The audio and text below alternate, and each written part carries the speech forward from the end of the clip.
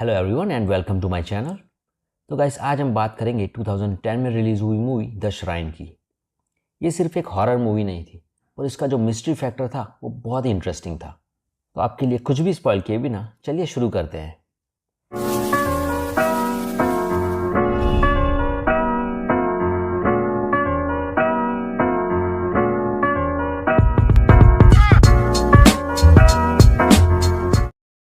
Movie के starting में एक एरिक नाम के लड़के को बेंच पर बांधा हुआ है और किसी कल्ट के लोग कोई मंत्र वंत्र पढ़ रहे हैं।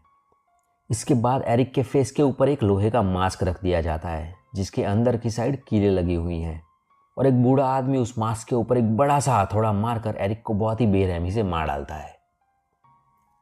इसके बाद मूवी शिफ्ट हो जाती है कार्मेन पर, जो कि एक जर्नलिस्ट है। कार्मेन अपने काम में बहुत ही बिजी रहती है और बहुत ही आम जिंदगी जीती है, लेकिन उसके बॉयफ्रेंड मार्कस को चाहिए मेंटोस जिंदगी और वो चाहता है कि कार्मेन उसके साथ ज़्यादा टाइम स्पेंड करे। इसी बात को लेकर एक दिन कार्मेन और मार्कस में छोटा सा झगड़ा हो जाता है और क्योंकि बात आगे ना बढ़े इसलिए मार्कस वहाँ से चला जाता है।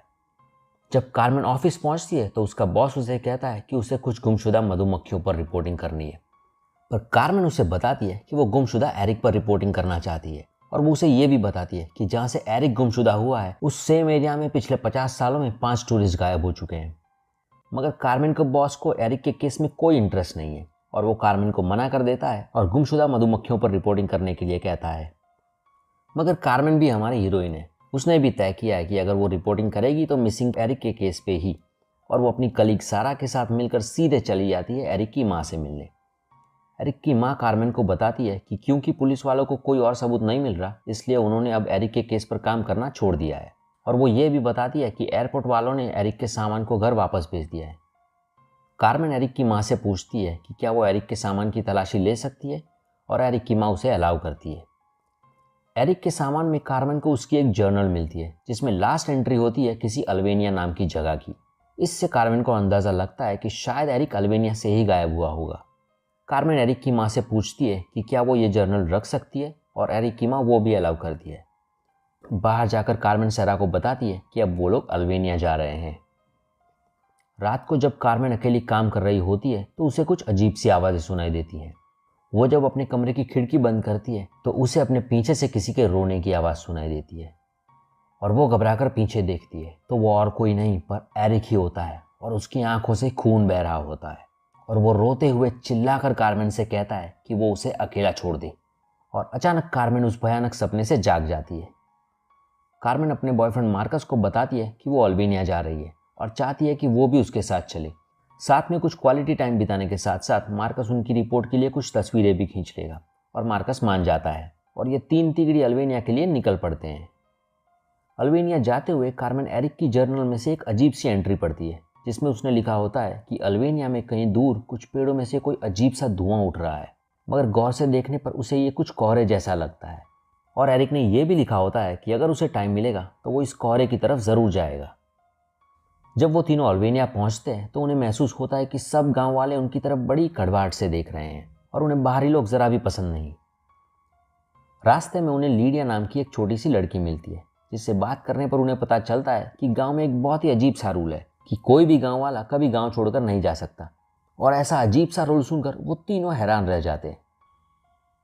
आगे जाने पर वो लोग देखते हैं कि चर्च के पादरी को गांव वाले इतनी इज्जत दे रहे हैं जैसे कि वो कोई राजा महाराजा हो, और तभी उनकी नज़र उस अजीब से कोहरे पर पड़ती है जिसके बारे में एरिक ने अपनी जर्नल में लिखा था। और जैसे ही वो लोग उस कोहरे की तरफ बढ़ते हैं तो कुछ गांव वाले और पादरी वहां आकर उन्हें धमकाकर कहते हैं कि अब उनके लिए यही बेहतर होगा कि वो लोग गांव छोड़कर चले जाएं, और वो लोग वहां से चले जाते हैं। मगर कार्मेन के अंदर होता है एक बहुत ही बड़ा कीड़ा, इसलिए वो रास्ते में कार रुकवाकर मार्कस से कहती है कि इस कोहरे के पीछे का राज ज़रूर एरिक के गुमशुदा होने से जुड़ा है और इसीलिए उन्हें किसी भी हालत में वापस जाना ही होगा। मगर जब मार्कस नहीं मानता तब कार्मेन उसे बताती है कि अगर वो खाली हाथ वापस गई तो उसका बॉस उसे निकाल देगा, क्योंकि उसने अपने बॉस के दिए गए काम को छोड़कर एरिक के केस पर काम करना चुना था।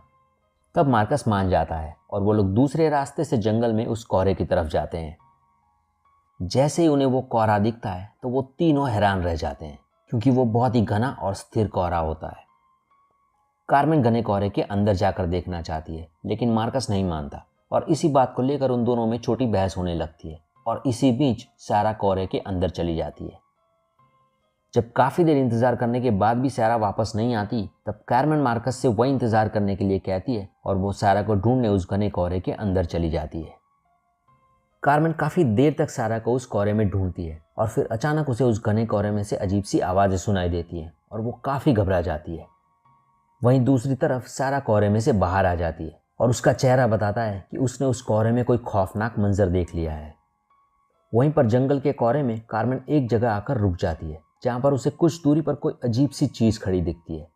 जब कार्मेन पास जाकर देखती है तो उसे पता चलता है कि ये एक शैतानी स्टैचू होता है। कार्मेन उस स्टैचू के कुछ फोटोज़ खींचती है और जैसे ही वो उस स्टैचू के दूसरी तरफ जाकर फ़ोटो खींचने की कोशिश करती है तो वो देखती है कि उस स्टैचू का चेहरा घूम गया है और वो सीधे कार्मेन की तरफ देख रहा है। देखते ही देखते उस स्टैचू की आंखों में से खून निकलने लगता है और उस स्टैचू के हाथ में किसी का दिल धड़क रहा होता है। यही वो पल है जब कार्मेन को रियलाइज होता है कि उसने यहाँ आकर बहुत ही बड़ी गलती कर दी और वो वहाँ से चली जाती है। जब कार्मेन उस कोहरे में से बाहर आती है तो सारा उसे बताती है कि उसने भी जंगल में वही शैतानी स्टैचू देखा और उन दोनों को रियलाइज हो जाता है कि उन्होंने कुछ ऐसा देख लिया है जो शायद उन्हें नहीं देखना चाहिए था। आगे जाने पर उन्हें वो छोटी सी बच्ची लीडिया वापस मिलती है और वो बताती है कि उसे पता है कि एरिक कहाँ है और वो उन्हें वहाँ ले जा सकती है। और लीडिया उन्हें जंगल में एक बेसमेंट में लेकर जाती है। बेसमेंट के अंदर जाकर वो लोग देखते हैं कि वहाँ पर कुछ कॉफिन्स पड़े होते हैं। वो कॉफिन्स खोलने पर उन्हें डेड बॉडीज मिलती है और देखने से लगता है कि इन सभी पर कोई रिचुअल परफॉर्म किया गया है और इन सब की बलि चढ़ाई गई है। एरिक के हाथ में बने टैटू से वो लोग एरिक की लाश को पहचान जाते हैं, पर थोड़ी देर बाद उन्हें पता चलता है कि वो छोटी सी बच्ची लीडिया उन्हें मामू बनाकर बाहर से दरवाज़ा बंद कर चली गई है और वो लोग ये भी समझ जाते हैं कि वो गांव वालों को खबर करने ही गई होगी। अपना इंसानी दिमाग काम पर लगाकर ये तीनों किसी तरह उस बेसमेंट में से निकल जाते हैं, मगर थोड़ी देर बाद वो लोग नोटिस करते हैं कि सारा का बिहेवियर कुछ बदला हुआ लगता है और उसकी तबीयत भी बिगड़ने लगती है। सारा की बिगड़ी तबीयत की वजह से वो तीनों नज़दीक के एक फार्म में छुप जाते हैं, मगर गांव वाले उन्हें वहां ढूंढते हुए भी पहुंच जाते हैं और वो तीनों पकड़े जाते हैं। गांव वाले उन्हें एक पादरी के पास ले जाते हैं। ये पादरी कार्मेन और सारा को मार्कस से अलग करके उन दोनों को उसी बेसमेंट में ले जाता है जहां से वो लोग भागे थे, जबकि मार्कस से वो लोग कब्र खुदवाते हैं। बेसमेंट में कार्मेन और सारा को वो लोग वैसे ही कपड़े पहनाते हैं जैसे कि कॉफिन में एरिक ने पहने थे और इससे अब उन दोनों को पता चल जाता है कि अब ये लोग उनके साथ क्या करने वाले हैं। सबसे पहले वो लोग सारा को ले जाते हैं और उसे भी उसी तरह बांध देते हैं जैसे कि एरिक को बांधा था।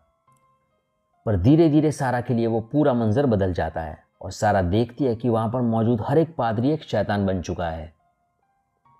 वो लोग वो मास्क लाते हैं जिसके अंदर की साइड कीलें लगी हुई हैं और उसी बेरहमी से सारा को भी हथौड़ा मारकर मार डालते हैं जैसे कि एरिक को मारा था। मार्कस किसी तरह से गांव वालों के चंगुल में से भाग जाता है और किसी तरह वो कार्मेन को भी उस बेसमेंट में से भगाकर ले जाता है। लेकिन बाहर निकलने पर मार्कस नोटिस करता है कि सारा की तरह अब कार्मेन की भी तबीयत बिगड़ने लगी थी और उसका बिहेवियर भी चेंज हो गया था। मार्कस और कार्मेन नज़दीक के एक मकान में चले जाते हैं, मगर घर में मौजूद कपल और उनका बच्चा कार्मेन को उन सफ़ेद कपड़ों में देखकर उससे बहुत डर जाते हैं। मगर कार्मेन की हालत भी अब बद से बदतर होती जाती है। उसे उस कपल, उनके बच्चे और यहाँ तक कि मार्कस में भी अब शैतान नजर आने लगता है। मार्कस उस कपल को बांध देता है, मगर वो छोटा बच्चा मार्कस को बताता है कि कार्मेन ने वो शैतानी स्टैचू देख लिया है और उसके अंदर भी अब वो शैतानी साया हावी हो जाएगा। मगर मार्कस उस छोटे बच्चे की एक नहीं सुनता। वहीं दूसरे कमरे में वो शैतान कार्मेन पर पूरी तरह हावी हो जाता है। जब मार्कस किचन में कार की चाबी लेने जाता है तो अचानक उसे उस दूसरे कमरे में से उस कपल और उनके बच्चे की जानलेवा चीखें सुनाई देती हैं और वो उस कमरे की तरफ बड़ी सावधानी से आगे बढ़ता है। पर वो जैसे ही उस कमरे में आता है तो देखता है कि उस कपल और उनके बच्चे को किसी ने बड़ी बेरहमी से मार डाला है। पर मार्कस कुछ भी समझ पाए उससे पहले कार्मेन आकर उस पर हमला कर देती है और वो देखता है कि कार्मेन अब कार्मेन नहीं रही बल्कि एक शैतान बन चुकी है। और इससे पहले कि वो शैतान मार्कस को मार सके, पादरी और गांव वाले घर के अंदर आ जाते हैं और हालांकि वो शैतान पादरी को मारने में कामयाब हो जाता है, गांव वाले और मार्कस मिलकर उस शैतान को मार डालते हैं, जिसके साथ कार्मेन भी मर जाती है। जाते वक्त मार्कस एक गांव वाले से पूछता है कि उन पेड़ों के बीच उस कोहरे में वो क्या चीज़ है जो इंसान को शैतान बना देती है, और वो गांव वाला उसे बताता है कि ये एक श्राप है जिसे बरसों पहले उनके गांव में रखा गया है और उनके पास यही एक रास्ता है कि इसके साथ जीना सीख ले, क्योंकि इसे नष्ट नहीं किया जा सकता। और यहीं पर मूवी एंड हो जाती है। सो गाइस, ये थी स्टोरी द श्राइन की। ये मूवी देखते वक्त फील होता है कि सब गांव वाले शैतान हैं, पर आगे चलकर पता चलता है कि बेचारे गांव वाले तो एक्चुअली हेल्प कर रहे हैं। तो चलिए आज के लिए इतना ही। अगर वीडियो पसंद आया हो तो प्लीज़ लाइक एंड सब्सक्राइब और मिलते हैं नेक्स्ट वीडियो में। Take care.